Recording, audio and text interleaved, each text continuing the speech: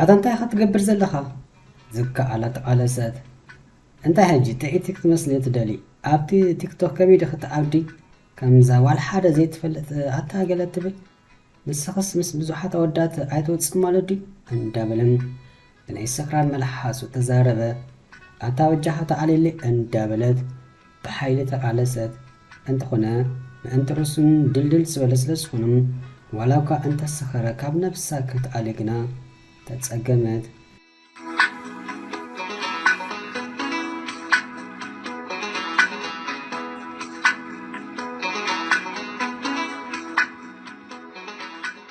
بجاكا فيسبوك مباركم بقال انستغرام سناب شات تيك توك دوكال ان ايدك امنيرون انت خنا حدا جيزي تيك توك بلاي ستور بموراد عوز قبر نتفتات صعيلو جيزي ابسر خبلون اندار اكلو ناقات امي حان تقوال تقرنيا درف واللقاء معارة اتا درفي انداس اسات كدرف يرقمون كي تردو حدا يلوز جمرو تسعنو زنبرت فيديو هاتا بوحدو لألميتي خون تعاتزبن يمنوسك فيديو هذا استفلا كداونتي اندا تخدنت تسأس انس أغرانكوف مبالي أنت وزاوز قلن مجيم كابش آنينو نتاني مدمار ملكت أويقو ناتا سعبقنو مكتال سرح إلو حزم بو عابلون أنت تيك توك والفسلس ونو شها جزي كاناتو فيديوهات آياتو دا أمبر هحالفو تقستات أن دعاتوا كسعبن لألي كتشح سعبتي آتعين كندقنا نساتون قد يكون نسامبر هذا جيزي سئلو زيت سحفلا مبال تملسلو عي تملسلو سبقت فترات ساعة سئتكي دس قبل النماءات يقبل رأيتو تسحفلا قد حكي نسلا من سحفيو تسحفو الله مبر يكفى على دي تسبق الله نايبا حاكو لك حكسل علي تردقون استفلا لي تحسو زلو بزوحة صحفاتي تسحفا سلسقون كتملسو إلو نايت تسبين انت تنكالوت قنا قلئم ينأدوا قلئم دما يتصرفوا مجين اما حبر يميدا السبيسة تفكب حالوا تتصاريفا دو تمسكين زبحان نقرلن زحابو تقابلو سعيل مخاريم بر نسون زبالي بلو زبالتي تمثل ستتصحف انت تتصحف اب تيك توك اب ملتاف اب كيرايت فلتنم تانك الزبال حاد سير مرسا مصر ايوم بقار دقاقيم اب نفسك كف تتسألم نتصحفو تتسألم هلف حالفون انستغرام أريدو باتي ناتا تيك توك حبريتا مسرت أبو رخيبون ككهات لجمرة أبون ملك تمسر لله تحري أربعة معالتي خون كم يدحان دوزبل سردتلون أب تيك توك أدنى آكم سونا تقديسو كم سخواتلا تصبو كيرو قليسون فأدنى أنت خونا كلا لكم جدل حبرا دحان تأتوغنا أنت تستقام لك كتب اللي عملك تسدات لهم كاكابش أونينو ليلهم تبكدم كبدن سيطر حالفونا فيديو تسقاقرا غيرم لالكونا ركبهم بأمت أنون أن دادم أخدم مودعتهم بمحر مرأي كال أن أفتوت آتوا نساون نمجمرتا كيزيني لبا نيوشت أنتسانيلو زي سمعا زرد أصل زرخوتي تسلعتهم انتقنا زغل سب انداس عبا كتقدس اللي الناس ولا فرح سلسنا ورغنا يفتواد عنبر دافيروك حتى سيك علن كندي جيزي كبلا إلبون كاب عف موليس وين هذا جيزي جنا سلعب على إلو تمسن كتيك توك ستلالا قال نافع ريحة تم كالطف من العشية رخبا تحرس سلسة خون دقاي هجوس انت مسألة وشت أجنب بنافقات سبن سموان يولع نيرون كم نيوشت أنا وسيز وصأخو نأخا مستلا لخيلا نحطو أحرك بل ملسحبتهم كعنيك علن تلاقى زلاي مسيلو كم حدم أثر تجيزي كدق ملو حاتي توايخونين نبل بيس لزبلتو جنا نتابع أخل نفوس محلا وقار إوازي فلسة بمركبهم بالتعامي حاقوسو وحسن سألن له أب إيروب أيمنس كماتو أنتقنا أب بين حجر ناي بلبا تجديسات له أنتقنا ما أنت أنكرا كسبن فقادنيا أنتقنا كتنت مسنا سكفت مسحتها تحرك التورحة تسبين الدرك كلك أنتقنا أتا معالتي سربرايز قبل كسلس دلي أكنجركانين شو زقدفكا قدفكا جنا تبتلن كتفلا تسمي أم كل تورحي كل تميت أمت كنا تسمعتو كالندر أمن دقزقو لطيفو مقالتي أبز حالة قصري بقيح بيرو جيرو اكس كجبر تخيلون أمون جنا يقلبرو إلا أنت تبحال جنا سقيلو إلا زيكونس عميق إلا لنبر كلتهم بأكل زيت رأيك نصهم أبحلم زبالة شعرين تحلم مقالتنا مقالتي عندك الآن نتزبالة تاكلتا ورحسو مسترفومو هجرت متصبح عندبالة عندات قلو خلوم حاو سلازحامو خا كابتنسو زكمت حاجة واسع سلازخونا قدق خيدون سلاز نبرو أمانكو تقرقرة كنون بجاخ نقرني مقاسي خط متسبيلو انت ربشوكا كتناقرو فقالني نبرتن نسون هاوي حمي عبالان بسخونا مكنات ممساء كتا أنا أفعيد اللي نهوشتو غيرو ما انت رسون زي دحركة تسوني كما تسزبلا سلاسبلا كاينا قراتك يتو قريسو نفاري تساقلو نبأنت حاو تمركفا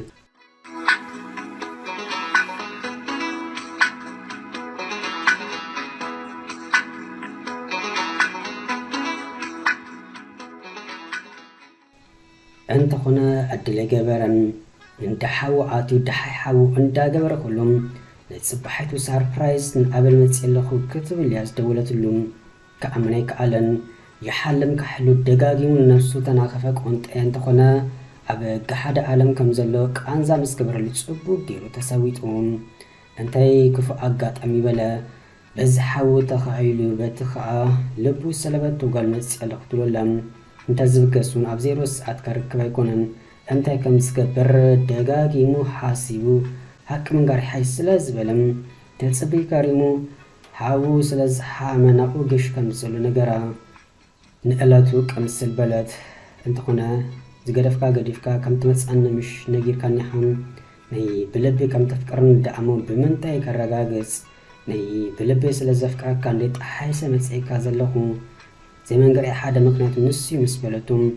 أنت كم زقبر حربت بلو نحاول بالطعم صفتو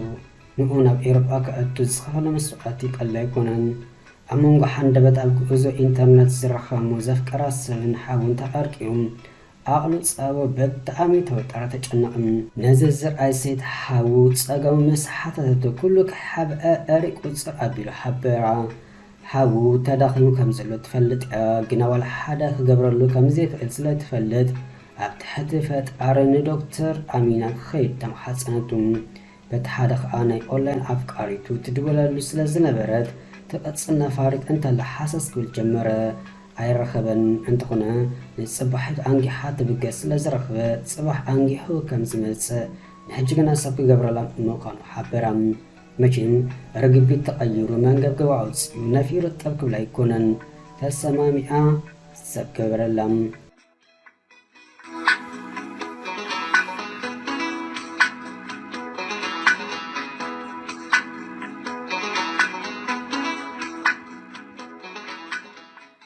ودون متسيو سدا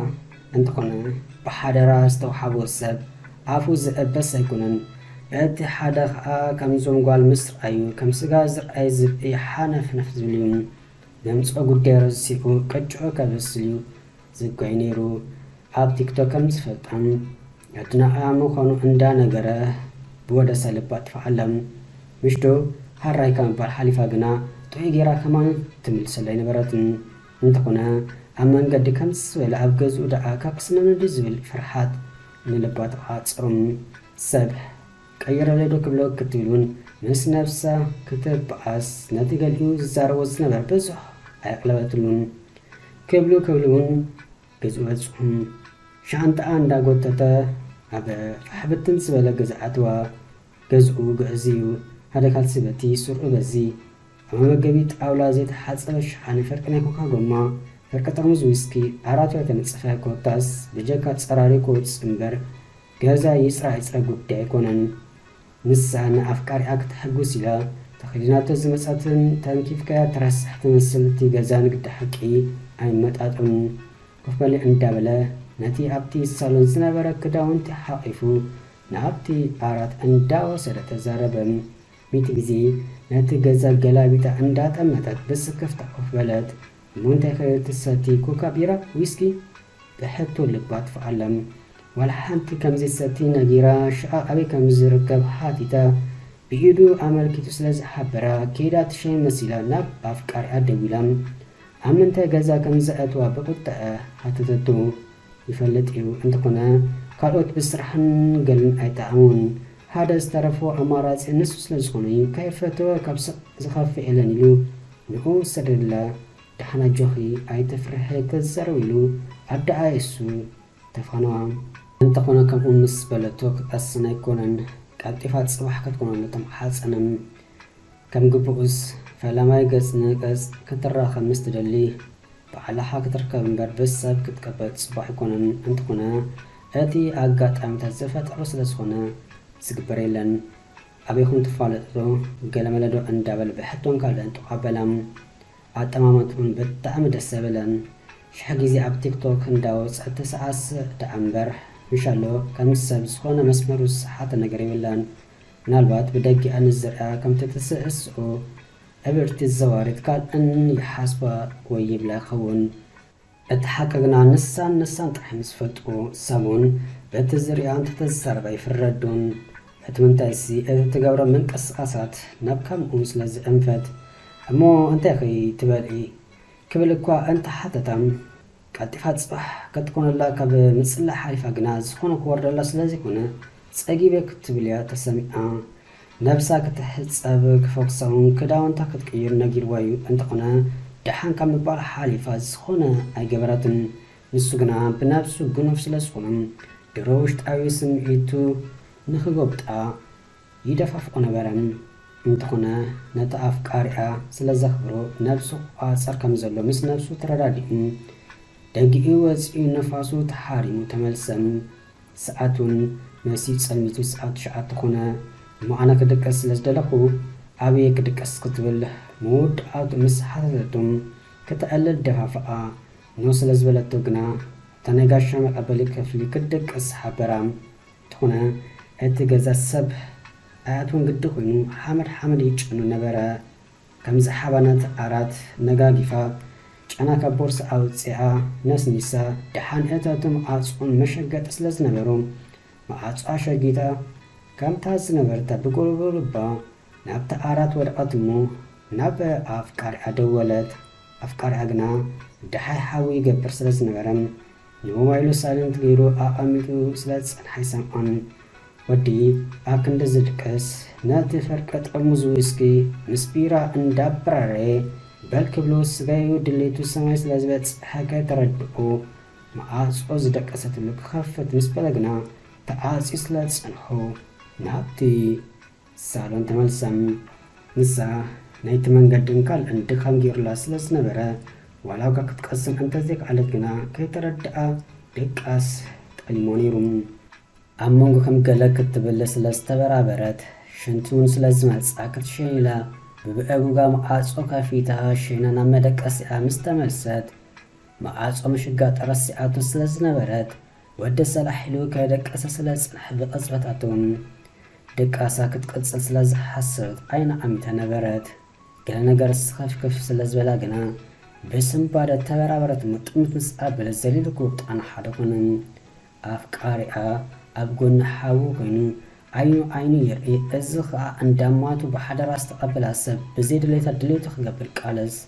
ወዲ ሰብ ቤተ ቅርሺ ጠቕለልቲ ብሓደራ ብእምነት ኣፅናሓሊሉ ንዝሓበካ ዋላ ደኣ 100 ይኹን እምበር 250 ጌርካ ከማን ክትሕብዎ ኣይግባእን ኣታ እንታይ ኻ ትገብር ዘለኻ ዝከኣላ ተቃለሰት እንታይ ሕጂ ጥዒተ ክትመስል ትደሊ ኣብቲ ቲክቶክ ከመይ ክትዓብዲ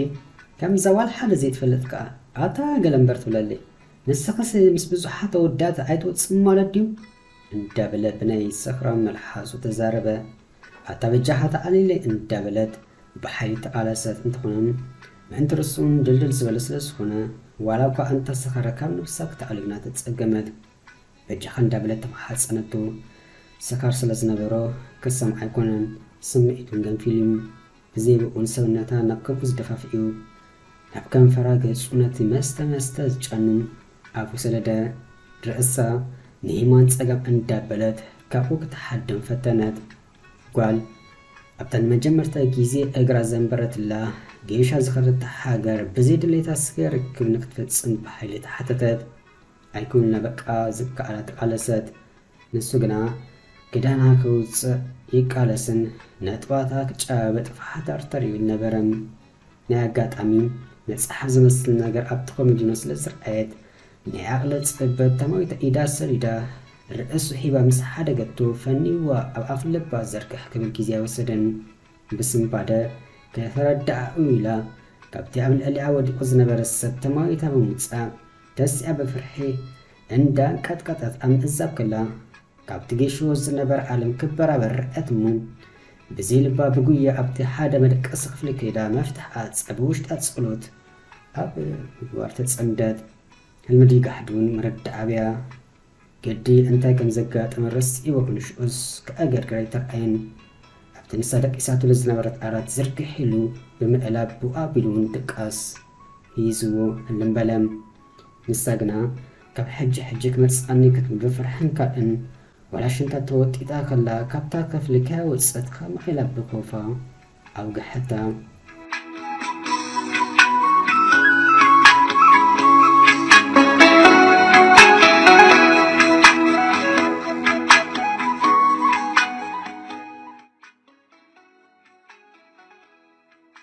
ወጊሕ ኩንሱን ደሓዩ ስለዚ ስምዐት ኣታዝስ እምበር ከብሕይወት ኣሎ ዲለም ኣብ መዓጾ ደቂሶ ዝነበረ ክፍሊ ተለጢፋ እዝና ኣጸጊኣ ገለ ደምፂ ክትሰምዕ ክትብልን መዓጾ ከፍቱን ሓደ ኹነን እንታይ ከም ተፈጸመ ዝክር ኣይምስልን ከመይ ደሓን ዶ ጽቡቕ ደቂስኩ ዶ ብምባል ገጹ ተሓጺቡ ናብ ሳሎን ኣምራሕም ሰብ ካበለ ነቲ ጉዳይ ክተዕልለሉ ድሌት ኣይነበረን ኣይተደረርክን ጠሚኸት ኮኑ ምባል ናብ ተክሽና ኣትዩ ገጠምጠም ክብል ጀመረ ተዳሒላ ስለ ዝነበረት ዋላ ሓደ ክትብል ኣይከኣለትን ኣብ መንጎ ግና ኣፍቃርኣ ደው ኢሉ ይብገስ ከም ዘሎን ተማልምሸት ከዓ ምስ መሰ ደወላ ከም ዝረአዩ ምናልባት ደቂሳ ከትኮን ሽኡ ዘይመደወሊ ምክንያት ነጊሩ ተፋንዎም ብቴሌፎን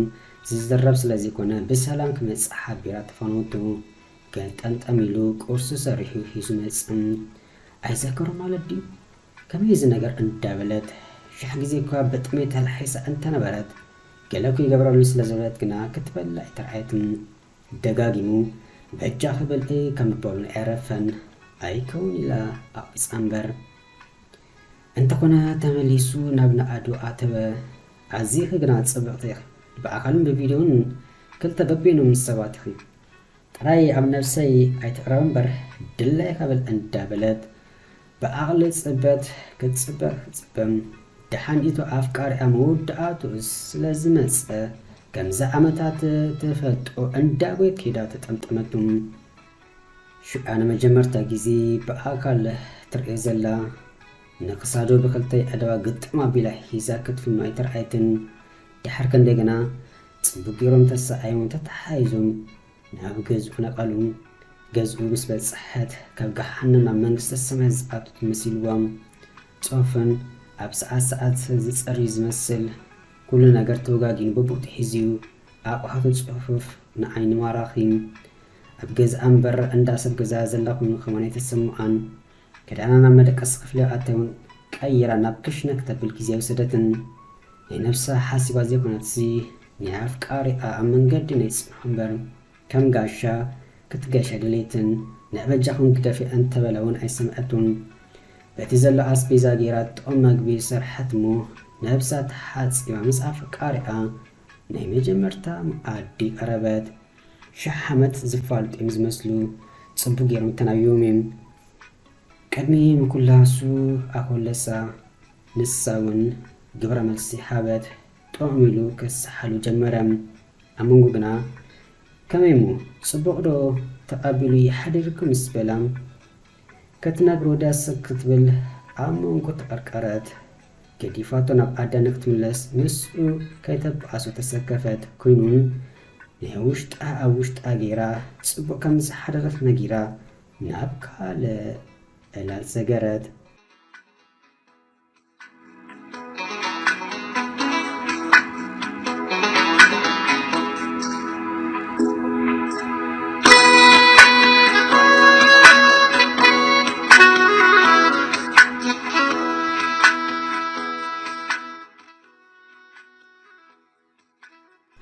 በቃ ዝብላዕ ምስ ተበልዐ ኣብ ኣነስ ዝበልዐ ዕላል ተኣትወም ኣፍን ኣፍ ተዋሒቦም ይዕሉ ነበሩ። ፀጉራ እንተዝድሕሰስ ኣይምፀልአን ግና ተሰኪፉ ዝቕበለም ካልእ ደሊ ዘይኮነስ በቃ ደስ ስለ ዝበሎ ጥራይ ግን መቼም ደገ ወፂኦም ተዛዊሮም ምስ ተመልሱ መወዳእቱ እዋን ድቃስ ኣኸለ እንተኾነ ኣብ ሓደ ኣራዲም ክድቀሱ በቢኖም ግና ሕድብት በሎ ከምዚ ንዝኾነ ነገር ክሕወኽ ኣይደለይን። በቲ ሓደ ከዓ ምናልባት ብካልእ ከይተሓስበ ኢሉ ኣብ መንጎ ተቐርቅረሙን ንስኺ ኣብ መደቀሲ ናተይ ዶ ክድቀሲ ኣነኸ ኣብ ሳሎን ምስ በላ ኖኖኖ ኣነ ኣብዚኣ ክድቀሲ ንስኻ ኣብ መደቀሲ ደቀስ ንስኻ እምበር ኣታ ንስኻ እምበር ክበሓሉ መወዳእትኡ ሃራይ በል ኢላ ናብ መደቀሲ ክፍሊ ኣፍቃሪኣ ኣትወት እሞ ክድቅስ ፈተነት። እንተኾነ ድሮ ክትናፍቆ ጀመረት። ንስኡን ከምኡ የግዳስ መንተሲኡ ናብ መን ይኽድ ኮይኑ ነገሩን ይመፃል ዶ ይኾን ክትብል መዓፆ ኣቃመተት። ንሱን እንተመፀት እቦ ይብል ነበረ። ክድቅስ ኢሉ ተገላበጠ። በቃ ከም ሕሱም ተገላበጠ። ንግዳስ ድቃስ ግና ህለኽ ዝሓዞ ዝመስል በቃ ኣቕበፀ ሓገዞን ዘይከዳኸ ብባል ቀስ ኢሉ ናብ መደቀሲ ክፍሊ መዓፆ በፅሐሙ። በዚ ክፍታ ተመልሰ ከም ብሓድሽ ከይዱ ኣብ መዓፆ ምስ በፅሐ ግና ገልጠምጠም ስለ ዝሰምዐ ብጉያድ ኣብ ዘይልቡ ተመልሰም። ነታሊቲ ኣይተሓደር ክሓደር ይመስለኒ እንዳበለ ይዕለበጠ። እንተኾነ ካልእ ስለ ዝሓሰብ ኣይነበረን። ተሓቃቂፎም ክሓደር ጥራሕ ስለ ዝደለየ እምበር ኣብ መንጎ እንታይ ፍጠር ግናሽ እዩ ዝፍለጥ ነይሩ። ኣብ መወዳእቱን እግሩን ኢዱን ኣርኒው ድኣ ኣብ ሳሎን ደቀሰ። ንሰውን ከምኡ በዳኣ በለት። ንሰሙን የመፅያቱ ዝተፈላለየ ንጥፈታት እንዳካየዱ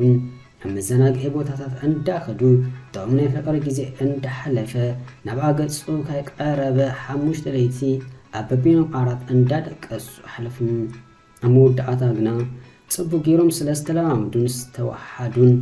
ኣብ ሳሎን ኮፍ ኢሎም ድራማ እንዳርኣዩ ከለዉ በብቆሮብ ተፀጋጊኦም ከይተረድኦም ተሓቃቐፉ። ኣብ ሕቕፎ ኣትያ ማሞቐት ከምታ ዘላተ ሚሊዮን ዓመት እንተትገብር ከሆነ ይምፀለአተን። በቃ ሽኦስ ቀስ ብቐስ ኢድ ካብ ምጭባጥ ሓሊፉ ናብ ፀጉሪ ምድራስ ካብኡ እንዳበሉ ናብ መደቀሲ ክፍሊ ቤና ተሓድሮ ዝቐነየት ዓራት ክልቲኦም ወደቆም። ብድሕሪ ዝተፈጥረ ኣንሶላ ይመስክር ነገሩ። በቃ ጠንቀል ዓላእ ኮነ።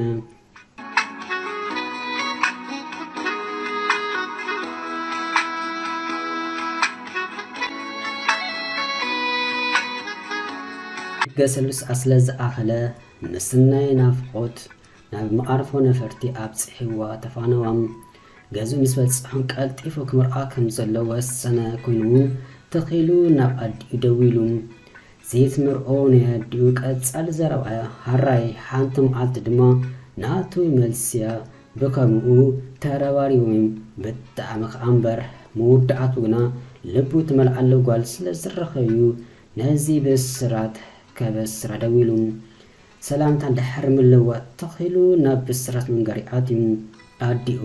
ነዚ ምስ ሰምዐት ብሓጎስ ነቲ ገዛ ዕልል እንዳበለት ክልተ ገበረቱም። ዘይከምዚኣ እንታይ ደልየ እንዳበለት ሰዓሰዓት በቃ ኣብ ናይ ሓጎስ ጋብላ ሓንበሰት። መወዳእቱን ነቲ መርኣ ኣብ ዝሓፀረ ግዜ ክገብሩ ምዃኑ ተረዳዲኦም ተፈላለዩ።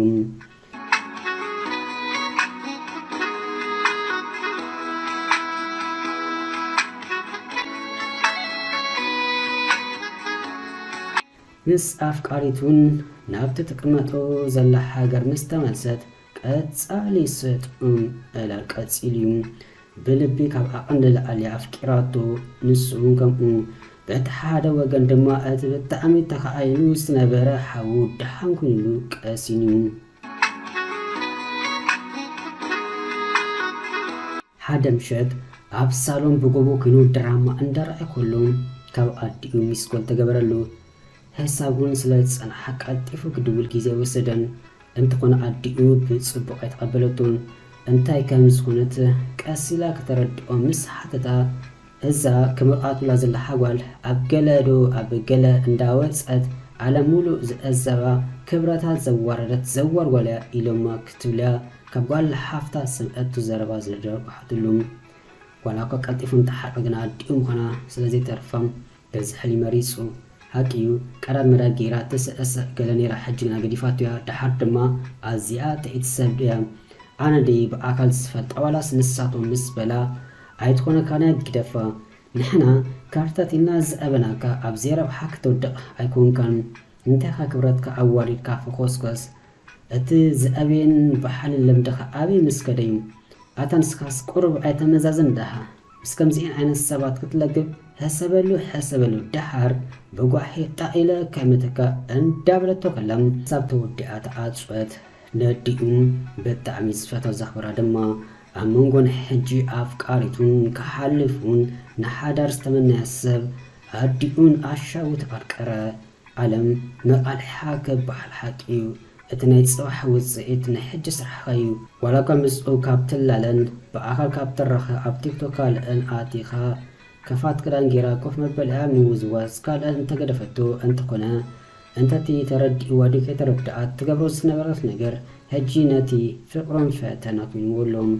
እንታይ ከም ዝገብር ሕርበት በሎ ብጣዕሚ ጥዒቲ ሰብ ከም ዝኾነት ይፈልጥ እዩ ንሱ ጥራሕ ዘይኮኑን ኣዝያ ትፈቶ ተኽብሮ ንሱን ከምኡ ካብ ኮነ ብቐሊሉ ክገድፋ ዘይሕሰብ እዩ ኒውነጆ እንዳበለ ኣብቲ ገዛዓ ለበጠ መወዳእቱ ነዲኡ ከእምና ከም ዘለዎ ምስ ነብሱ ተረዳዲኡ ኮፍ ክብል እንዳበለ ኩሎም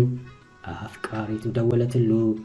ተቐቢሎ የግዳስ ኣይ ከም ናይ ቀደሙን ፅብቕቲ ክትረዶ ካልኣይ በላን ክንስኸነውን ድሓን ዲኻ ደኣ ሎሚ ክትብለ ተወኪሳቱም ድሓን ከም ዘይኮነ ኩሉ ምስ ኣዲኡ ዝተዘራረቦ ሓንቲ እኳ ከየትርፈ ነገራ ወርዓ ኣብ ኤርትራ ይበፅሕ እዩ ዝብል ግምት ኣይነበራን ተገሪማ ጥራሕ ዘይኮነስ ግና በቲ ትገብሮ ዝነበረት ነገር ተጣዓሰት ኩሉ ምሉ ገዲፋ ተራ ነገር ኣብቲ ማሕበራዊ ሚድያ ከም ደርፍታት ዶ ዝተቆራረፀ ድራማታት ካልአን ክትፅዕን ጀሚራ ክንሳ ግና ህልውፋ እግረ ኣውፅኡ ካርከባሞ ማዕረ ክንዲዚ ኣብ ሂወት ኣፃቕታ ክገብረላ ኣጣዓይ ሰባ ጥራሕ ዘይኮነስ ኣሕዚንዋ እዩ ኣጨነቕ በዓለይ ደው ኢለ ኩሉ ከረዳኤ መቼም ዝኾነ ይኹን ከም ዘይትፍለይኒ ርግፀኛ ምስ በለቱ ክፍለያ እንተ ዝደለውን እቲ ፍቅሪ ከረው ኣቢሉ ኣሲርዎ ስለ ዘሎ ከም ዘይክእል ኣረጋገፅላም ፈፂማ ቀሲና ክድቅስ ኣይከኣለትን ምስ ተፈለይቱ ነቲ 400 ጊዜ ተገላቢጣቶ ትኾን እያ ብጣዕሚ እያ ተሰሚዕዋ ወጊሓ ንፅባሕቱ ክሳብ ትኾንላ እሞ ነዲኡ ተረኽባ ብጣዕሚ ተረበፀት ሓንጤት መቼም መወዳእትኡ ከም ሕላፉ ሓሊፉ ለይቱ ምእንቲ ርእሲሉ ስለ ዝወግሐ ርፍድፍድ ምስ በለ ናብ ኣዲኡ ደው ኢላ መን ምዃና ምስ ነገረታ ካብ ወደይ ረሓቐ ጥራይ ክብለክ ዝኽእል ኢላ ኣብ እዝና ኣፀወተም ምስ ኣፀወታ ግና ወይዛ እብዲ ትብላ ነበረት ግርም መስሓቂ ኣዲ ሃገር ኮይና ከሪማስ ናብዚ ምስኪን ጥዑይ ወደይ ክፅገብ ኣይተሓፍረን ዲሓ ቁርብ ከም ሕሱም እያ ኣንፀርፂራም ኣፍቃሪቱን እተረሓቐ ትብል ቃል ብጣዕሚ ስለስተንከፈታ ተጨቢጣ ደም ነበአት ፍቅሪ መካልፍ ኣይሰኣንን እንዳበለት ኣስተማሰለት እቲ ሕማቕ ነገሩ ድማ ኣብ በቢኖም ሃገር ይቅመጡ ምዃኑ እምበር ጥቃንጣ እንታይ ዝኾን ዝባል ነንሕዱም ምስ ተፀናንዑ ነይሮም ዝኣኽላ ምስ ነበአት ናብ ኣፍቃሪኣ ደው ኢላ ኣዲኡ ዝበለታ ነጊራ ጫጭ ምባላ ቀፀለት ኣጆኺ ካብ ምባል ሓሊፉ ግና ኣብ ጎኑን ዘየላ ሰብ እንታይ ሞ ክገብረላ እዩ መወዳእቱን ብዝተኻእለ መጠን ኣረጋጊኡ ናብታ ኣብቲ ንሱ ዝቕመጠሉ ሃገር ዘላ ጓል ሓትምኡ ደው ኢሉ ንምንታይ ትነግርያ ነዲሉ ተሰሓላ ንሳ ግና ሰናፍ ኣይነበረትን ፅቡቅ ጌራያ መሊሳትሉ ፈቐድኡ ተኣበን ነይራስ ኣባኻ መፅያ ክጥርነፍ ንስኻ መእከይ ጓሓፍ ዲኻ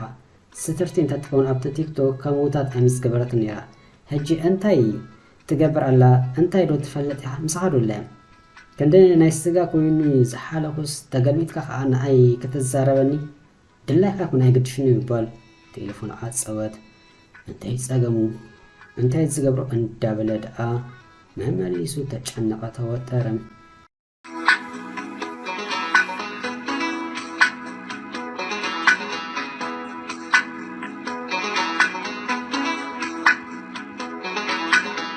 ኣዲኡ ከም ቀደማ ሚስኮል ሓንሳብ ጌራ ወዳ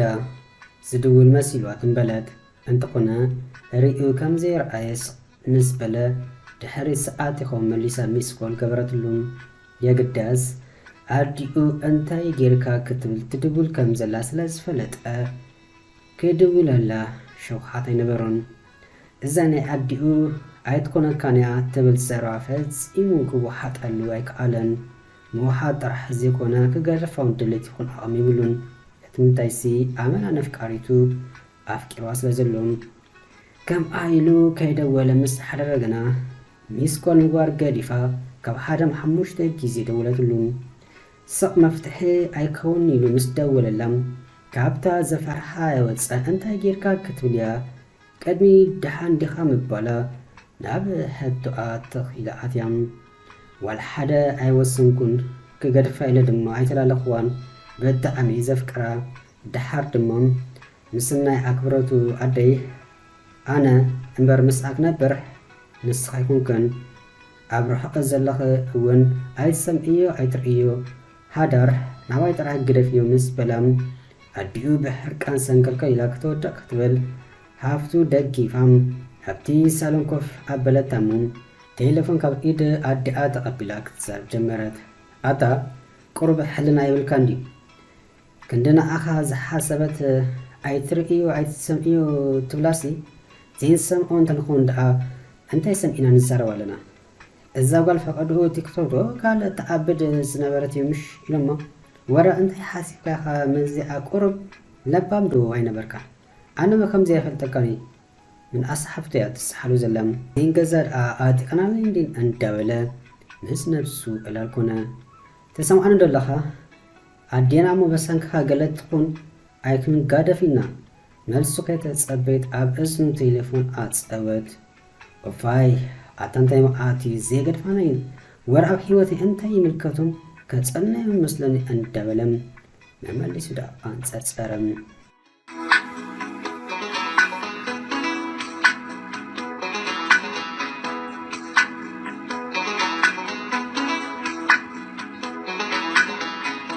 ኣፍቃሪቱ ሓደ ዓብዪ ኣርእስቲ ሒዛ ኣብቲ ናይ ቪድዮ እላሉ መፀት ስድራይ ዘይትምርኣዩ ኢሎም ረብሽ ኣቢሎም ኣቦይ ድማ ቁርብ ናይ ጥዕና ፀገም ኣለዎ እንዶም መርኣኺ ከይረኣኹ ፈጣሪ ከይፅውዓኒ እንዳበለ የደንግፀኒ እሞ ቀልጢፍና ኣብ ዝሓፀረ ግዜ ንምርኦ በጃኻ ክትብል ተዛረበቶም። እንተዝምርኣ ንኦም እንተኾነ ነዲኡ ግድን ክእምን ኣለዎም። ነዲኡ ኣጊሑ መውዓሉ ከተኣስ ድሌት ኣይኮነን። ኣብ መንጎ ገዝኡን ኣፍቃሪቱን ተቐርቂሩ ኣብ ጭንቀት ወደቕም ብኻ ኣብ ቲክቶክ ከምኡ ዘይገበረት ክብል ይፀንሕ እሞ ከምኡ እንተ ዘይትገብር ነይራ ከዓ ኣይምስተላለኽዋ ነይራ ኢሉ ነቲ ዘበገሱ ሓሳብ የፍርሰሙ መሊሱ ከዓ ካልእ ፅቡቕ ነገር እንዳገበረት ክላለያ ይኽእል ነይረ እንዲ ኣለዋ እንዶ ክንደይ ፅቡቕ ነገር ዝገብራ ኮፍ መበሊኣ እንዳወዛወዘት ዳርጋ ኣጥባታ ዘርኢ ክዳን ተኸዲና እንተሰዓስዐት ምስ ሕማቕ ክፅብፀብ ኩሉ እኮ ተሓዊሱና ምዃኑ ግድን ብዓይኒ ሕብረተሰብና ከምኡ ክረአ ዜናትና ዘይባህልና ከምኡ ዘይአበይና ከምኡ ፅባቅ ኮይኑ ወሪኣ ኣብ እዝኒ ዓደይ በፂሑ ነዚኣ ዕብዲት ጓል እንተተመሪኻ ኣብዚ ሕማመይ ወዲኣ ጣ ክብለከ እንዳበለት ተጨንቀንላ መተዓለልቱ ረሲኡ ምስ ነፍሱ ክዕልል ኣጥፊኣ ከም ብሓድሽ ምስ ደወለቱለያ ተበራቢሩ መስመር ሊዳ ኣለኻ ዶ እንታይ ደኣ ስኢልካ ምስ በለቱ ኣብቲ ዝፅበቕ ፍጥረት እንተ ነይቲ ኣብ ዝሓፀረ ግዜ ዝበልክዮ ፅቡቕ ነይሩ ግና ግድን ኣደይ ክእምና ክኽእል ኣለኒ ኣደይ ከተሓመነ ፍቃደኛ ኩንኩ ምስ በላ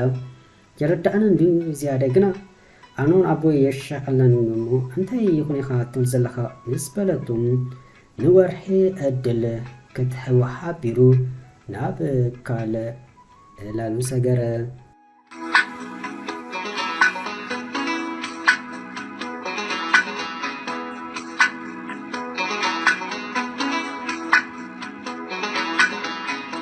ነዲኡ ከእመን ብተደጋጋሚ እንዳደወለ ብዙሕ ፀዓረ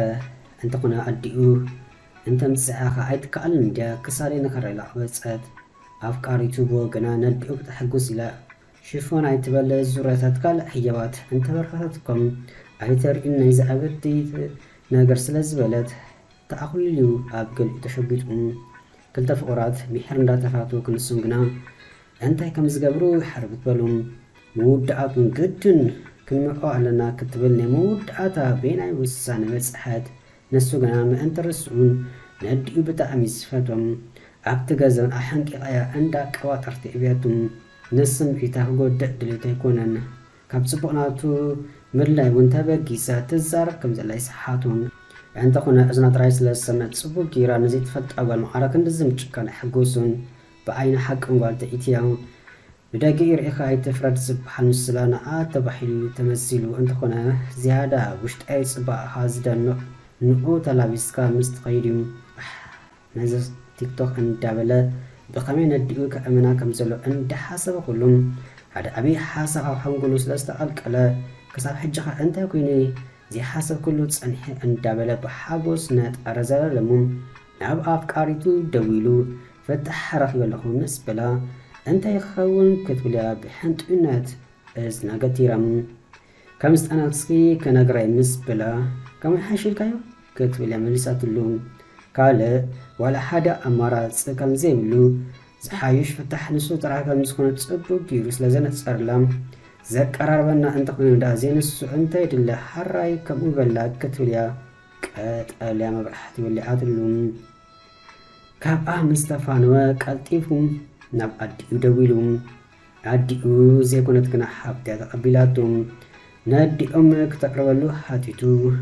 ድሓያ ድሕር ምግባር ርኢ ኸለኺ ኣደ ኣነ ዝበልክን ሰምዒ ስለዘክብረክን ዝፈትውክን ንጽቡቐይ ተሓስቢ ኢለ እውን ስለዝኣምን ንኽገድፋ ምስ በለ ኣዲኡ ነዛ ክገድፋ ትብል ቃል ጥራይ ቆብ ኣቢላ ኣሰይ ወደይ መዓረ እታ ወላዲት ኣምላኽ በዓላ ትስማዓኻ ድሓነቶ ናይ ሰምዓኻኒ ዘረብኡ ከሊፋ ብሓጎስ ፈንጭሕ በለት ኣታ መዓረ ክንዲ ዝድያ ኣማርያ ጽንሕ እንዳበለ ምስ ነፍሱ ኣደ ኣይወዳእኹን ኣወድእኒ ምስ በላ ሃራይ ወዲ ዝወደይ ምስ በለቱ እንተኾነ ኣደ ክገድፋ እንዳበልኩ ሓደ ዓብዪ ነገር ኣጋጢሙሉ እንታይ ዲ መሲልካ ኣደይሉ ስቕ ምስ በለ ንገረና ኣሎ እንታይ ደሓ ኩንካ ክትብል ኣዲኡ ብጎርቦ ልባ ተዛረበት እታ ግደፍ ኣይትኮነካንያ ትብልያ ዘለኺ ጓልሲ ጠኒሰ ገና ዘረብኡ ከይወድአ ኩሉ ነዛ ጠኒሰ ትብል ቃል ምስ ሰምዐት ኣዲኡ ብሰንባዳ ቴሌፎን ፈንያ መዓረ እታ ቴሌፎን ምስ መሬት ክትጋጭ ግዜ ወሰደትን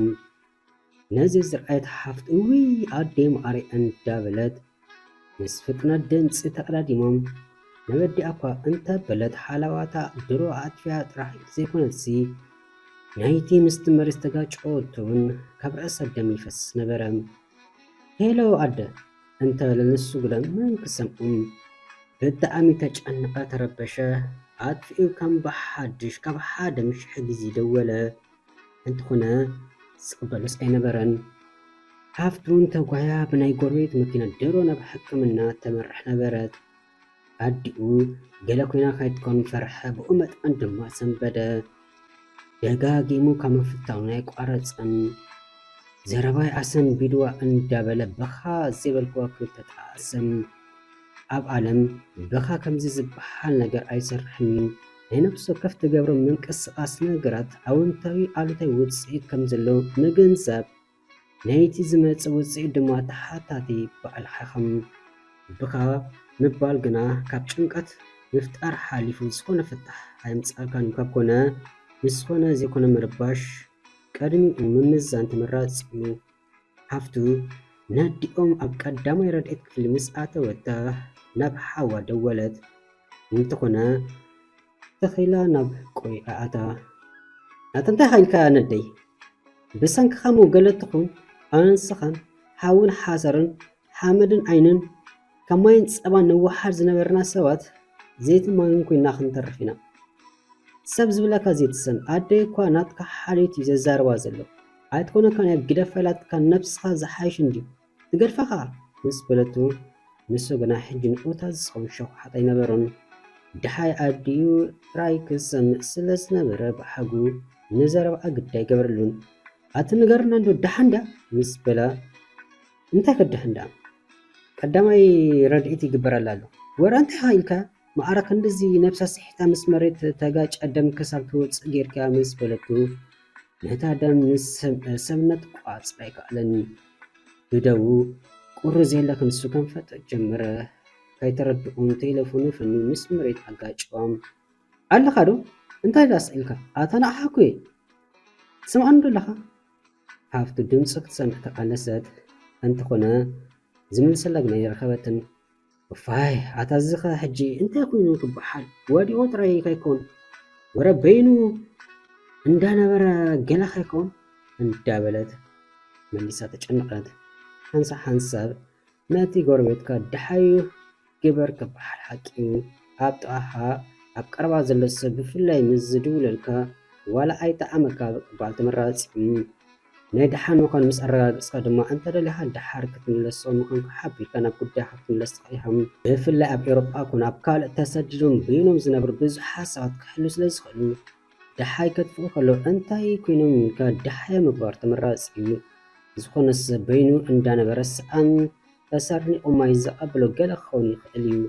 ወይ ብሕማም ክስነፍ ይኽእል እዩ ካብ ኮነ ድሓይ ምግባር የርባሓካ እምበር ተኸስርዋል ሓደ ነገር ስለዘየለ ብዝተኻእለ መጠን ድሓይ ምግባር ፅቡቕ እዩ ሃፍቱ ኣብ መንጎ ኣዲኡን ሓዋን ተቐርቂራ ተጨንቐት የዕለበጠት ሞባይል እውን ሕሳብ ወዲ ኣብ ዓላታ ኣፅወት ንሱ ግና በታ ደው ዝበለ የንቀጥቀጥ ነበረ ፀኒሑ ግና ተማዊቱ ኣብ ሳሎን ኮፍ በለሙ እታ ሓንቂኣ ዝኣበተ ኣዲኡ እንዳዘከረ ንብኣት ናብ እግርቶ ከንጠብጥ ጀመረ ኣዲኡ ኣብቲ ገዛ ዝያዳ ካልኦት ትፈትው ንቆያም ከምዛ መይታ ዝበሎ ስቂሉ በቃ ብዘይ ዓውያት በኽያት ንብኣቱ ከዓወ እውን ከም እግርቶ ሓሊፉ ናብ ከባቢ ኣፍልቡ ገፁ ሓዘም ኣብ ከምዚ ኩነታት ኩሉ ግና ኣፍቃሪቱ ስለ ዝደወለትሉ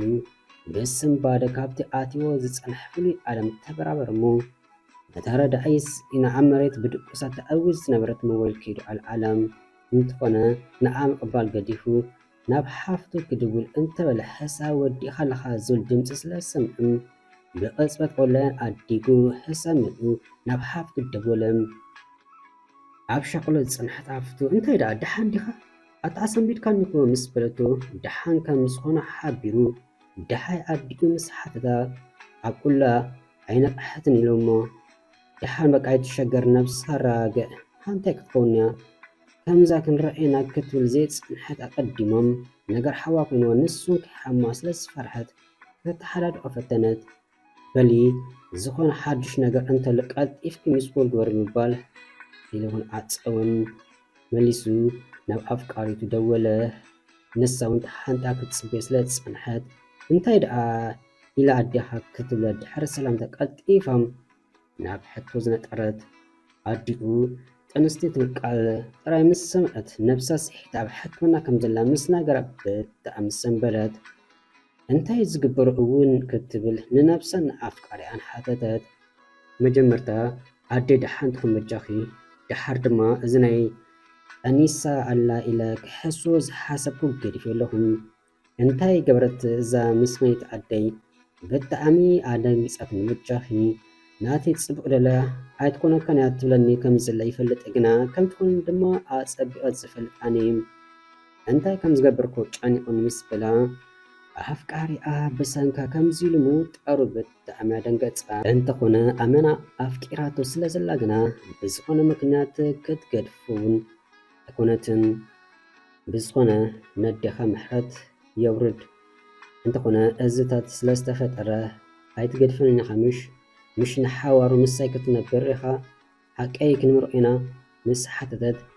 حجي انت زمر عي مسألة انت هنا نيادينا قرب التعامس لازد حاسبو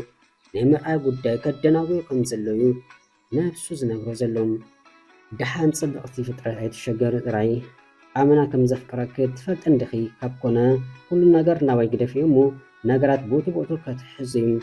تسفاي قبر نقرب اوان كم تسمن بالنسبة له حتى زيادة زي أنس ني أبوي ناقر سلازة شغلة نيمبر انت زحوك لنيرني بجحا قداي أتعافى بالكا نمر بالنسبة له حراي بينبال تليفون أتعوام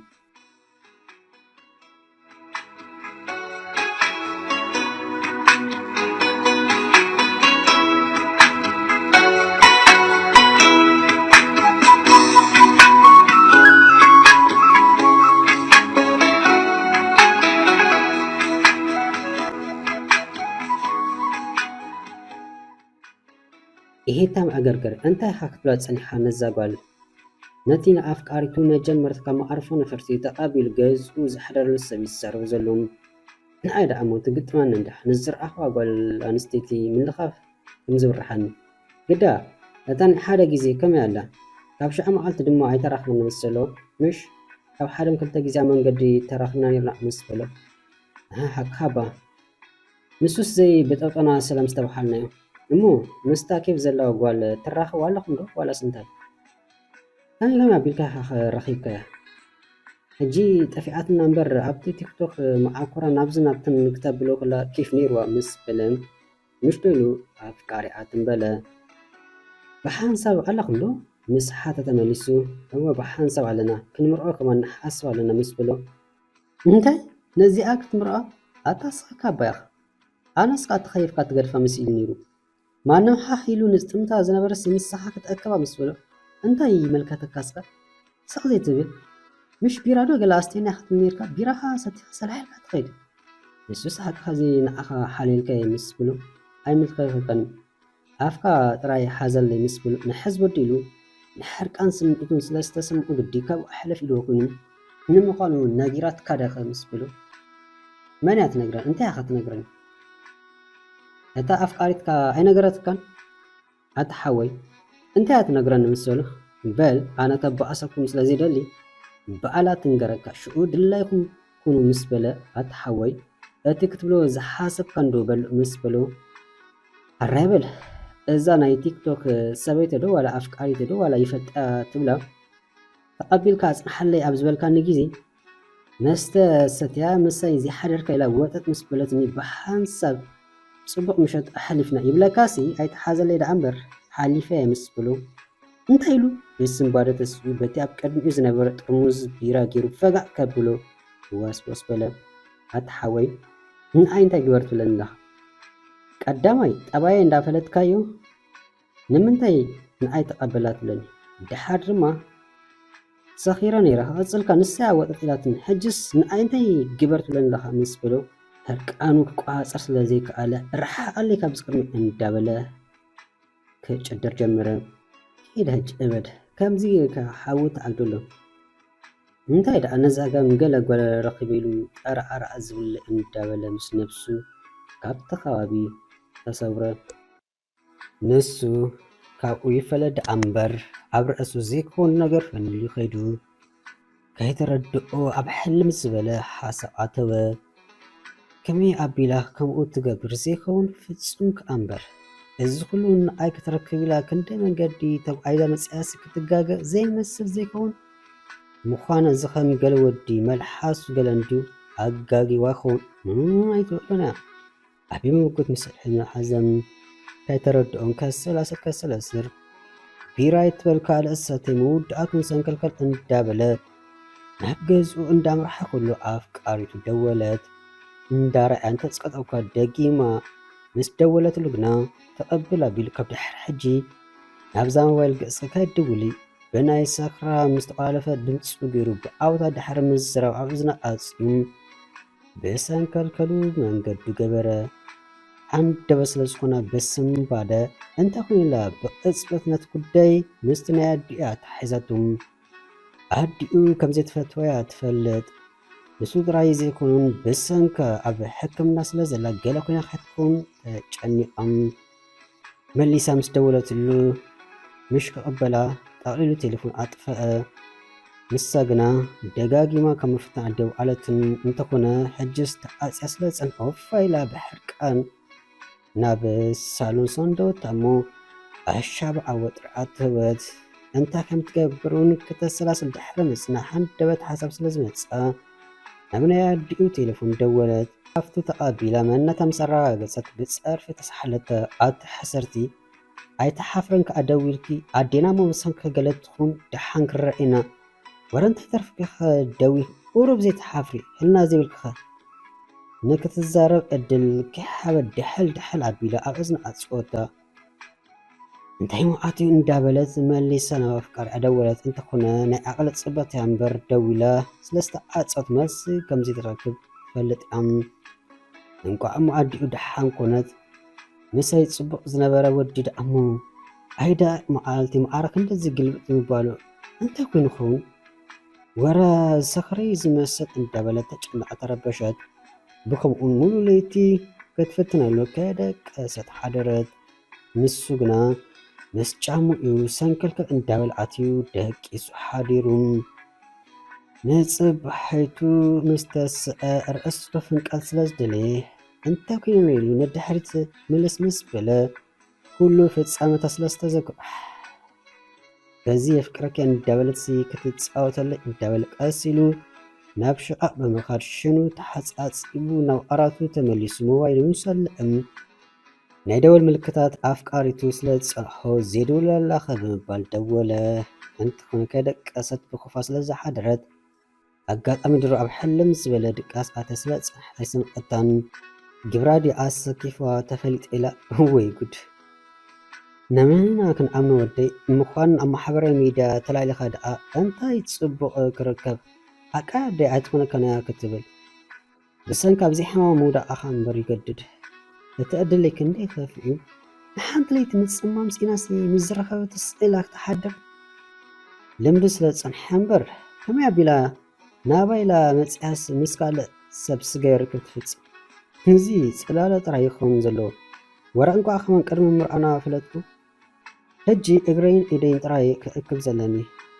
رجوز إيف فقرا نجالة جيزي يقول أنخو أبنا حوار مزي أمنتي إندا تسعى خمبر نحات إرجزي مقنزوي حش ندابلا أستماسيلو كم بحادش بيدك أسفتنم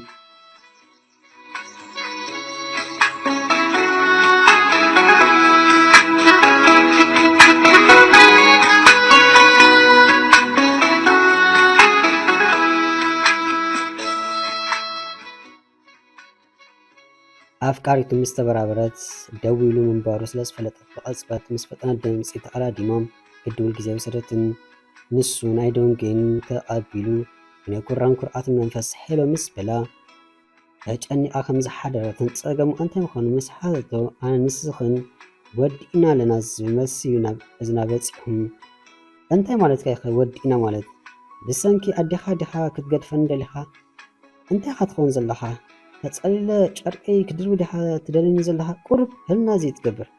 انت عبيسة كم زندو بالمسبلتو مكنات بزي قدس كبدح حجي كرئي كايدلني ناتي ناتكن نقر أبكيو ثلاثي مسايز نبارك يزي يمسكنكي ناب زبحة قوفة فيدي عنو ناب بالله يخيدي أي فلتك عد فلتني أنت خونا تصبح حمتي مني الكدح حجي بقيقا كايدول الحرايدو حجيك عاصي تشاو مسبلام بجحت تصون نسمعني معارك عندي كم زفكرك تفلت عندها فقريك بحصاب حرك كم زبزحن كم سبحاز السماي كم زعب بكرئيك إلى بيك دي نحاد مقالتك بآكار رخيبة كرئيك زي فلت كندي من قدت أحيس جيشي مسئكم حتى كندي تشكل مش كمرآكي قرب تتصبين تبلن نيركا انت يدعى تؤيسب تمثل بجحا زهون كي نقرن مسبلتهم وعلاقوا أنت دنقص أتو قص حواسل زدلي عايت تسمني تشاو ترايلو أبزن أتصام انتي وريدو ور انتي أبي السم عرك النزي كنت نتصح لبي زوفا كل سمت صوتي خبرة انت أخوين قربك كم زكين زيبل بناي عديو تراي كم زخونا يكأني ور انتي بدي لأف انت بلد ناب بخيات العاتوات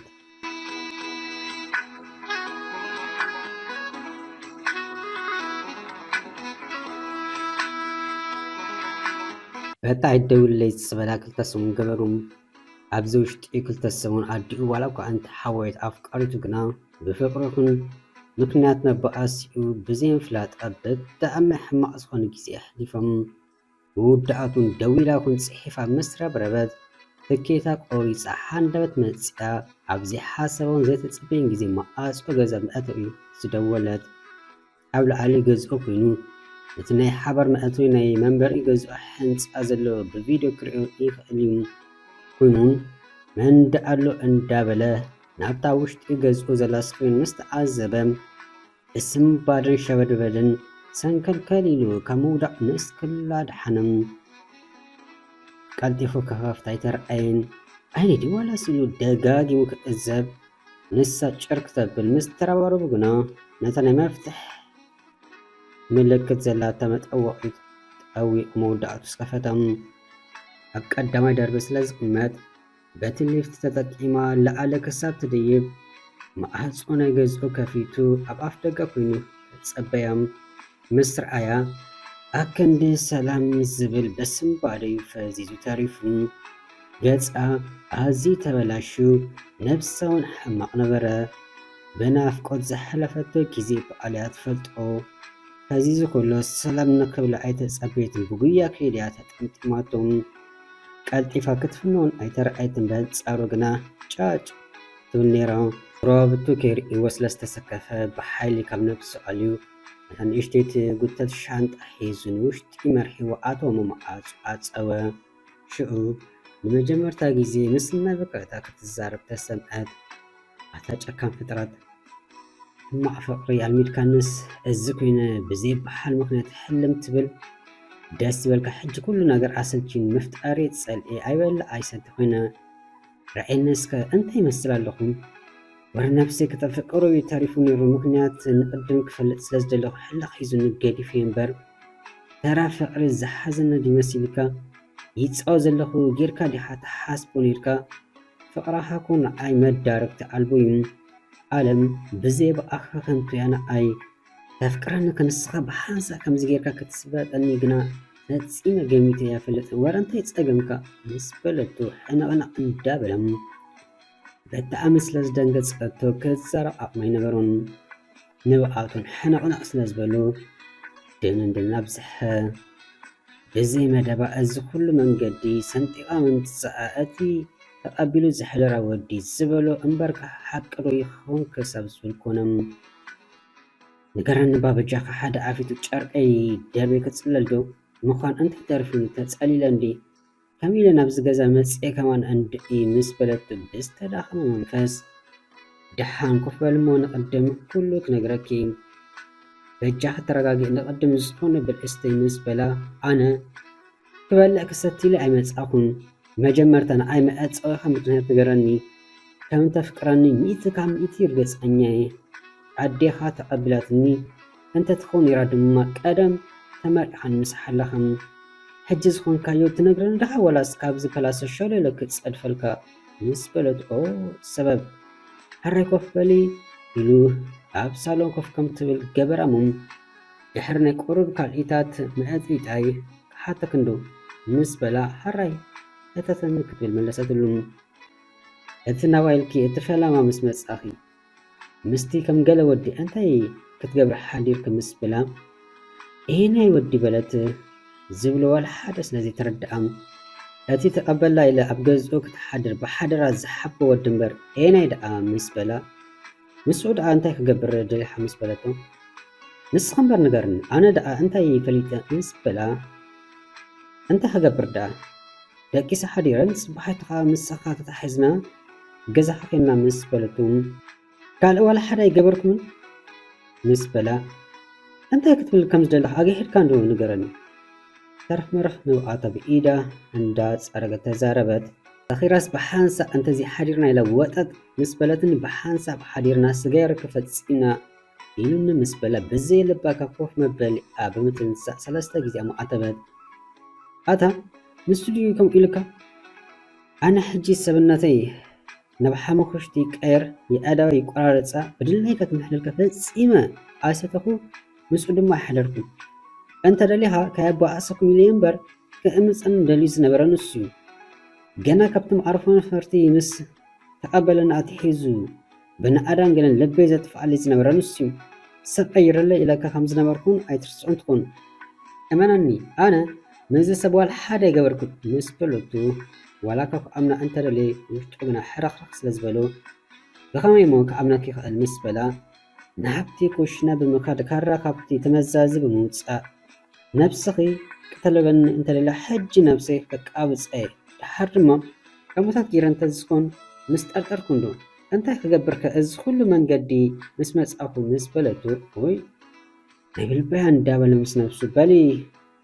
ኣቐመጥ የበጃኸ ትኻራ እንዳበለ ተሲኡ ከይዱ ሓቒፉ ኣብ ግንባራ ሰኣሞ ኣብ ሕቕፍቑ ተሸጊጣ ዝኣኽላ ምስ ነበአት ናብቲ ሳሎን ተመሊሶም ኮፍ ምስ በሉ ነብሳ ድሕሪ ምርግጋእ እምበኣር ብሰንኪ እዚ ለኽባጥ ወዲ ኢኻ ብሓንሳእ ብተቐብልካኒ ናይ ብሓቂ ጨካኒ ኢኻ በቲ ሓደ ድማ ቀባፅ ወዲ ክንእለካ ደ ዋላስ ክፀርፈካ ሕጂ ሰንድዒ በቃ ብሓንሳብ ክትተኣቢልካስ ክትኣብለኒ ኣታ ቁርብካ ከምዚ ስለ ዝኾንኪ ካብ ድሕሪ ሕጂ ኣይትደውልለይ ዘይትብል ኣነ ሓንሳብ ምስ ናይ ኣዴኻ እንዳተሓስቡ ሓንሳብ ገለ እንታይ ከዚ ሓሰብኩ ምስ በለቶም እንታይ ፈሊጠልክኒ ኺ በዚ ናይ ኣዴ ኣጨኒቑኒ ከሎ ናቱ ዘረባኻ ምስ ተወሰኸኒ ይደፍዮ ነብሲ ክቋፀረ ይከኣልኩን ድሓር ከዓ ኣነ ኣብ እምነት እየ ዝኣምን ሰብኣይ ንሰበይቱ ሰበይቱ ምስ ሰብኣይ እመንቲ ክትኮን ኣለዎም ዋላ ፍቁራት ይኹኑ እሙናት ኮይኖም ብጀካ ሓደሮ ናብ ካልእ ቆልሕ ክብሉ የብሎምን ምስቲ ኣደይ ኣይትኮነካ ናይ ግደፋት ብለኒ ዝነበረት ዘረባ ድማ ኩሉ ሙሉ ኣብ ግምት እቲ ትገብሮ ኢለ ክድምድም ደሪኹን ግናም ካብ ድሕሪ ሕጂ ብዝኾነ ነገር ከይጥርጥራልኪ ቃሊኣቱ እሙን ምዃን ክጅመር ንገዛእ ርእስኻ ረብሓ ቅፅል ድማ ነቲ ከባቢኻ ዘሎ ህዝብን ነፈጣሪ እውን ፅቡቅ ሰናይ ተግባር እዩ ኣብቲ ዘለኽዮ ኣድስ ካባይ ተፈሊኺ ትነብር ክሳብ ዘለኺ ድላይካ ክትገብሪ ትኽእል እንድኺ ካብ ኮነ ኩሉ ነገር ብእምነት ዝዛዚመ ተቐቢሉ ኣለኹ ስለዚ ካብዛ ሎም ኣንቲ ፈፂሙ ኣይክጥርጥረክኒ ምስ በላም ፅቡቅ ኣለኻ ዝያዳይ ኣብዚ ዓለም ዝኾነ ሰብ እሙን ክኾን ክኽእል ኣለዎ ኣነ በዚ ንኣኻ ኣቐሚጠ በቲ ፎኮስኮስ ዝበሉ ዝኾነ ኣብነት ይብለይን ለበይ ሓንሳብ ንሓዋሩን ኣኻ ወፍያ ስለ ዝኾንኩ ንሓዋሩን ምስኻይ ክነብር ዝደልሞ እመነኒ ሓደ ሰብ ብጌጋ ኣብዛ ነብሲ ኣይቀርብን እዩ ግዳ ኣዴኻ ድሓንዳ ምስ በለቶም ስለቲ ኩሉ ነገር ኣብ ልዕለይ ዘለክ ፍቕሪ የመስግን ብዘይ ገበርክዮ ወሲነ ማዕረክ እንደዚ ምስ ስቃይካ ከዓ መጀመርታ የተሓዝለ ክብለክ ደሊ ኣደይ ሓውያ ድሓናላ እቲ ጠኒስኪ ክብላ ዝሓሰበኮ ብካልእ ኣመኽኒ ነገራት ኣጥፋፊእ ገዲፍ የለኹም ነደይ ብኸመይ ጠኢቲ ሰብ ከም ዝኾንኪ ከም ዝእምና ግና ሕርብት ኢሉኒ ዘሎ ምስ በላም ዝያዳይ ኣነ ክትጭነቕ ኣይደልኒ ኣቦይ ስለ ዝሕምም መርኣኺ ከይርኣኽ ከይመውት እንዳበለ ስለ ዝረብሸኒ እምበር ክሳብ ኣዴኻ ትህተኒ ክፅቢ ይኽእል እዩ ጥራይ ንስኻ ይጨነቐኒ ሕጂ ግና ፅቡቅ ገይረ ካብ ዘይበልዕ ክልተ ስሙ ዳርጋ ገይረ ኣለኹ እሞ ዝብላዕ ይሕልወካ ዶ ነዚ ሓንደበት ዝመፀት ጋሻኻ ምስ በለቶ ፍሽኽ እንዳበለት ንኣከ ዳባል ኣይሓሉስ ካብ ዝኾነ ቦታ ጥብ ከብለልኪ 5 ደቕ ተፀቢኒ ጥራይ ኣይስኣኒ ምባል ኣብቲ ገዛ ዘሎ ምስ ፅሟቕ ሒዙላ መፅን ሸውሓታ ኣፍቃሪያ ስለ ዝኾነ ብክንደይ ጋዶ ተቃልሲ ሓደ ክልተ ኮሊሳ ክትበልዕ ዝቐነየት ጓል ብሓንሳብ ፀጥ ምስ ኣበለተም ምስክነቲ እንዳበለ ብውሽጡ ምስ ወስኸላ ክሳብ ትነፍሕ ፅቡቅ ጌራ ምስ በልዐት ኣስተንፈሰት ናይ ብሓቂ ጥሜት ተኻኢላ ፀኒሓ ውፍ ተመስገን ኣምላኽ ፈወሰይ ንስኻ ከዛደይ ከመይ ፎኪስንሎ ኣይትሕተተኒ እንኳ ኣባ መጻኽ ወረ እንኳ ኣብ ገዛ ፀናሕካኒ ምስ በለቱም እንታይ ደኣ ፈጣሪ ድኸምኪ ርኢልኪ እምበር ወረ ካብ ዝገርመኪ ናብታ ጓል ሓትኒ ክኸይድ እንዳበልኩ ነይረ ምስ በላም ሕጅስ ተታሒዝካኻ ብካድ ዝበሃል ነገር የለን ሰሙኑ ምሳኢኻ እንዳበለት ዝበልዓትሎ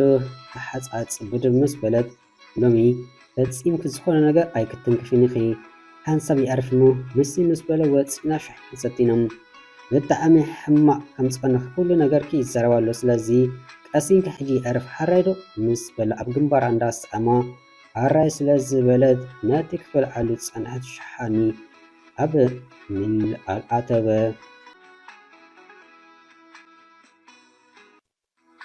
ዞም ብሓደ ይሓለፉ ኣብ ውሽጢ ዝሰሙን ኣብ ውሽጢ ገዛ እንደገ ብዙሕ ነገራት ንጥፈታት ኪኖ ኣካይዶም እዮም ተብኣይስካ ክትዕረ ከለኻ ዘሎ ፍቕሪ ኣዝዩ ዘጠዓመ ፍቕሪ ንዝበሃል ዘረባ ግብሪ ከመስክሩ ዝደልዩን ክመስሉ ነታ ሰሙን ከማይን ፀባን ተዋሒዶም ብዝግባእ ተጠቂሞም እዮም መውድኣቱ ምስ ናፍቆት ዝተፈላለዩ ካብኡ ምስ ተፈለይት ኣብ ወርሓ ግና ገለ ጋሻ ስምዒ ስለዝተሰምዖም ፍሉይ ነገር ኣብ ነብሳ ስለዝተዓዘበት ናብ ሕክምና ከይዳ ምስ ተመርመረት ጠነስቲ ምዃኖም ነጊሮሞም ብጣዕሚ ተሓጎሰት ከንቢቲ ነጢራ ኣለም ኣይትፅር ንበለቶም ብጀካኣ ሕጉስ ሰብ ኣብዚ ዓለም ዘየለን ክመስል ባሓት ሓጎስ ቤና ተቋፂራ ናብ ኣፍቃሪኣ ደወለት። እንተኾነ ስለዘይሰምዓ ረኣያ ኣይተቐበላን። ነዚ ዝኣክል ዜና ሒዛ ስቕ ክትብል ስለዘይከኣላ ካብ 1-5 ግዜ ምስ ፈተነት እዩ ኣብ መበል 6 ተቐቢልዎም። ኮይኑን ከም ዝጠነሰት ምስ ነገረቶ ንብልቡ እኳ እንተተሓጐሰ እንተኾነ ናይ ኣዲኡ ነገር ስለዝዘከረ ግና ተቐርቀረም። ሙሉእ ሓጐስ ኣይኮነሉን። እንታይ ዳ ኣይተሓጐስካ እንዲኻ ዝያዳ ምስ በለቶ ኣብቲ ጽብቕቲ ፍጥረት ተሓጒሰ ግና ነደይ ከመይ ኢለ ከም ዝነግረኣ ተሓሳሲቡን ምስ በለም እንታይ ሞ ምስኮነ ሕጂ ዳ ዋላ ሓደ ዝግበር ስለዘየለ ተሓጐስ ጥራይ ምስ በለቶ ከጉሕውን ስለዘደለየ ነፍሳ ክትሕሉ ብምሕባር ሓራ ኢሉ ቴሌፎኑ ዓፂሙ ናብ ኣዲኡ ምስ ደወላ ሓፍቱ ስለዝተቐበለቶ ውፅእ ኢላ ክትዛረቦ ስለዝሓበራ እንታይ ክብል ደልዩ እንዳበለት ደገ ምስ ወፀት በል በይነ ዘለኹ ሕጂ ተዛር ምስ በለቱ በሊ እዛ ኣይትኮነካን እያ ትብሉኒ ዘለኹም ጓል ሕጂ ናይ ብሓቂ ጠኒሳላ። ስለዚ ነደይ ገና ዘረብኡ ከይወድኣ ከሎ ተቐበል ኣቢላ ፍላገስ ዲኻ ዘለኻ ዋላስ እንታይ ኣትኮነካን እያ እንዳበላካስ ጠኒሳ ትብለኒ ኢላ ምስ ጨደረት ዝግበር የለን ጓል ሰብ ኣጥኒስካ እሞ ናበይ ክኸይዱ ድሓር ከኣ ጓል ምዃን ከይትረስኢ ስለዚ ቀስ ኣቢልኪ ነደይ ንገርያ ኢኺ ሓላፍነት ንኣኺ ሂበክ ኣለኹ ምስ በላ ኣነ እንታይ ኣተወኒ መውዓልካ ምስ ኣፍቃሪትካ ትነብር ንስኻ እምበር ኣነ ወይ ገዛና ኣይኮናን ትሕሸኒ ተዋፅኣንያ እንተኢልካ ንኣኻ ይዝምልከት ጽባሕ ንኻ ግና ከምዚ ጌራትንዶ ዝብል ዘረባ ክንሰምዕ ኣይንደሊልና ኢላ ቴሌፎና ኣፅና ውሽጢ ገዛ ብምእታው ከመይ ጌራ ከም ትነግራ ኣብ ሕልም ዝበለ ሓሳብ ተጸሚዳ ኩላ ድሓን ዲኺ ደኣ ክትብል ኣዲኣ በራቢራታ ድሓን ኣደ በለት ብስምባደ ድሓን ሰ ኣይትመስልን ኣቑሑት ቡን ቀራርቡ እሞ ቡና ክንሰት ምስ በለተ ሃራይ ሞግናሲ ውላድ ወድኺ ክትርኢ ትደሊ ዶ ምስ በለተ ኣትጓል ኣይድሓን ክንደኺ እንታይ ኸ ክትብል ዘለኺ ምስ በለተ ብኸመይ ክነግረይ እንዳበለት ክትዋጠር ጸኒሓ ኣደ በሊ ምስምባደ ገላ የድልን እዩ ኣፍቃሪት ወድኺ ጠንሴ ትብላላ ምስ በለተ እንታይ ማለት እዩ ምስ በለት ኣተደ ወድኺ ጓል ሰብ ኣጥሚስ ይብለክ ኣለኹ ምስ በለተ ትላገጽ ዲኻ ዘለኻ ዋላስ እንታይ ናይ ብልቤ እምበር እሞ ከዓ ምዘት ኮኑ ጓል እምበር እንዳበለት ነፋሕፋሕ በለት ኣዲኡ ብሕርቃን ጣዕበለት ትገብሮ ጠፊእዋን ካብቲ ኮፍ ዝበለትሉ ሳሎን ተስዕ የማን ፀጋሚ ቀለበጠት ነዚ ዝርአት ጓላ ከይተሓማ ስለዝፈርሐት ኣደ በቃ ዝኾኑ ኮይኑ በጃኽን እኮፈሊ ድሓር ከዓ ዘይንሱ ምስ ኣነ ሓዋሩ ዝነበር ምስ በለታ ኣቲ እንታይ ሞ ኮፍ ክብለሊ ከይተመርዓኻ ምውላድከ ዝብልዎ እንታይ እዩ ከምኡ ገይረ ዝዕበኹ ድሓር ከዓ ኣይትኮነካና እንዳተባሓለ እምበኣር ከምኡ ገይሩ እንዳበለት ጓሒ ንጓሕ ኮነት ኣደ ካብ ኮነ ሕጂ ዋላ ሓደ ዝግበር ነገር የለን ዝሓበና መቐድጓል እምበር ምስ በለታ እጅ ደኣ እንታይ ክንገብር ወይ ጉድ እስከ በሊ ደውሉ ስለ ዝበለታ ሃራይላ ሚስኮል ምስ ገበረት ብቕልጡፍ ክድውል ጊዜ ወሰደን ካም በቃ ከምኡ ጌርካ ንኣቐዲው ካብኡ ኣይትሕለፉ ኢልካ ዲኻ ጓል ሰብ ኣጥኒስካ ኣታ ክንዲ ዝሓለናካስ እዚ ክትፈደና ድሓር ከዓ ከምኡ ጌረ ደይ ኣቤካ እቲ ውላድሲ ምስ ተመርዓኻ ዘይተርከበሉ ዝኾነ ሕጂ ዝብሎ ይብሉ እዩ ዝኾነኒ ኢልካ ካብ ኣጥነስካ ከምታ ዝጀመርካ ያወድኣ እያ ጽባሕ ንጓሑ ግና ብሰንኪ እዛ ጓል ገለ ኮይኑ ዝብል ዘረባ ከይሰምዕ መልሶ ከይተጸበየት ፈጺሙ ስለዘይተዋሓጠላ ምስ ናይ ሕርቃን ኣጽወታም ኣዲኡን ባሕካ ይበላውን ስለተቐበለቱ ጥራይ ምስ እናሓጐሱ ናብ ኣፍቃሪ ተደዊሉ ምስ ነገራት ተተሓሒዞም ሓጐስኩም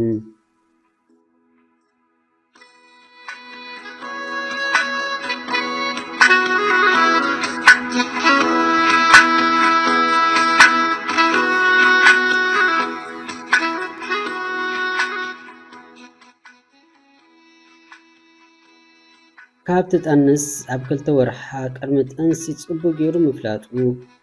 ኣዲኡ ዋላ እኳ ባሕ እንተዘይበላ ካብ ኮነ ክምርዓው ኣለዉ ኢላ ወሰነት ኮይኑን ንሱ ኣብቲ ንሱ ዘለዎ ሃገር መርዓ ክገብር ንሳቶም ድማ ኣብኡ ኮይኖም ስድራ ክላዩ ተሰማምዑ ንውድኣቱ ተመርዓውን እቲ ሓስዩ ኣብ ባይሶም ዝነበረ ወዱን ይቕሬታ ሓቲቱ ኣብ መርዓ ከሳስብ ዓለም ኣብ መንጎ ፍቑራትኩም ሰብ ሓዳር ኣቲኻ ሰብ ምንቋጥ ሕስረት እምበር ክብረት ኣይርከቡን ኣብ ዓለም ድማ ዝኸፋ ነገር እንተሓልዩ ሕሱር ሰብ ምዃኑ ወዲ ሰብ ተጋጊሉ ይቕሬታ ምስ ሓትት ግና ይቕረ ምባል ልቦና እዩ ኣብ ዓለም እውን ሓንሳብ ምስ ተወለድካ እቲ ትገብሮ ነገር ምርጫ እምበር ዕጫ ከም ዘይኮነ ምርዳእ የድሊ እዚ ሕጂ ተሰርሖ ተወስዶ ስጉምታ ዘበለም ነፀብራቕ ናይ ቀጻሊ ህይወትካ ምዃኑ ክስመረሉ ይግባእ ንሳ ጥኢቲ ሰብ ክንስእ ኣብ ፈቐዶ ቲክቶክ ኸይዳ ፎኮስ ትብሎ ዝነበረት ኣብ ህይወት ዓብዪ ጽልዋ ኣሕዲሩላ ንስድራ ቤት ሰብኣይ ኣብ ምኹራይ ጥራሕ ተበፂሐ ዘይኮነስ ክሳብ ኣብ ሞት ከማ ነዲኡ ኣብፂሓታ ነይራ ንነብሳ ከማ ንሞት ፈሪዳታ ነይራ ካብ ኮነ ኣቐዲምና መንገድና ምፍላጥ ተመራፂ እዩ ንስለ ሰብ ዘይኮንካ ንስለ ነብስኻ ምንባር ነብስኻ ምኽባር መንገዲ የማን ሒዝካ ምጓዓዝ ቀሳነት ኣብ ህይወት ፈጢሩ ናብ ዓወት ከብፅሓካ እዩ ንሰብ ክትሐጉስ ኢልካ ግና ዘይምስልኻ ምሓዝ መወዳእቱ ጥፍኣት እዩ ልዕሊ ኩሉ ግና ወዲ ሰብ ኣብ ገዛእ ነብሱ ኣሚኑ ዝያዳ ኣብ ውሽጣዊ ጽባቐ ኣድሂቡ ክኸይድን ንህይወት ድማ በቲ ኾነ መንገዲ ከስተማቕራ ይግባእ